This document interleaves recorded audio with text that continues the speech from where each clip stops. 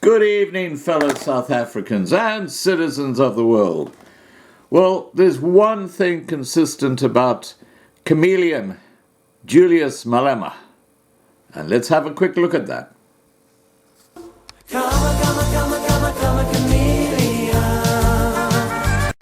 Okay, what's the one thing that's consistent about Julius Malema? Whenever his lips move, he lies. In the 6th anniversary speech celebrating the birth of his party, the Economic Freedom Fighters, he comes out with the biggest porky right at the very beginning, suggesting that the white people slaughtered the Khoisan and suggesting that the Bantu came in from the north peacefully. The reality is that the Khoisan were allowed to continue to do what they did after Van Riebeeck arrived. And the reality is that when the Zulu came through into KwaZulu-Natal, they exterminated every single Khoisan they came across. And they were such a violent nation that there's an area which is just south of Umzimkhulu, which in the early 1800s was known as No Man's Land. Why was it known as No Man's Land? Because the Zulus had come through there and slaughtered every single man, woman, and child in the district. That's the reality. That's the truth. Not the BS that you're going to see now in this video, where Malema claims a totally different story. All right, guys, please remember to subscribe to be kept informed. Ring the bell for the updates and have a great evening. We are here 6 years down the line. Why are we here? We are here because some nonsensical thing happened 367 years ago. The Dutch arrived here. The Dutch took our land. The Dutch fought with the Khoi and the San. And when they fought with the Khoi and the San and defeated them and converted them into slaves, they went up the north. Every indigenous person they came across, they conquered and killed our people. That's how the white people established themselves in South Africa as a superior race.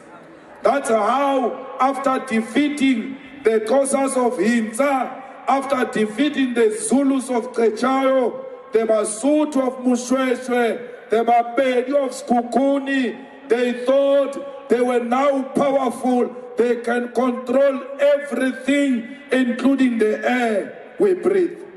We are here today, fighters, not because there is anything special about us.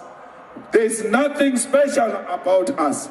We are continuing with the fight of our ancestors. A fight that started many, many years ago, 367 years ago. We are still fighting the same fight.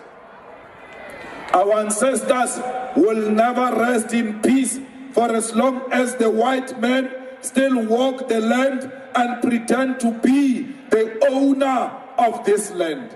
They say they bought the land. We are not fighting. If you bought the land, produce the receipt. Where is the receipt of the bought land? Who sold the land to who? We want our land back. Comrades, 1994, we thought it was a turning point, only to realize it was the beginning of our problem.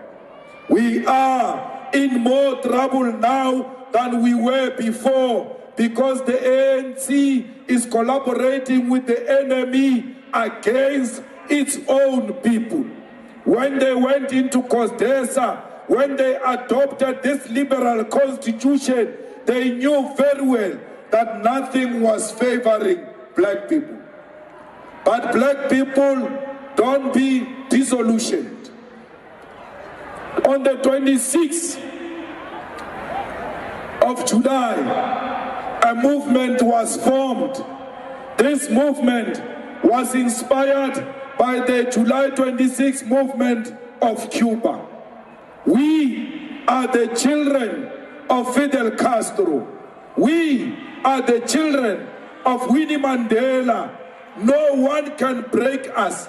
The same way USA failed to break Cuba under Fidel's leadership, there is no one in South Africa capable of destroying this 26 July movement.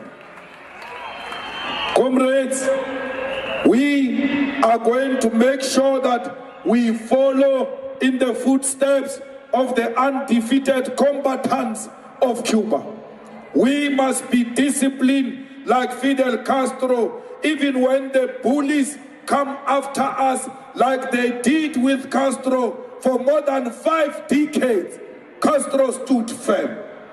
Castro was never shaken by the USA. Even when Castro existed under the embargo, the economic embargo of the USA, Castro knew that the mission of the 26 July movement generation was to restore the dignity of Cubans and give them the true freedom. For as long as economic freedom it is not attained, all of us must never be shaken.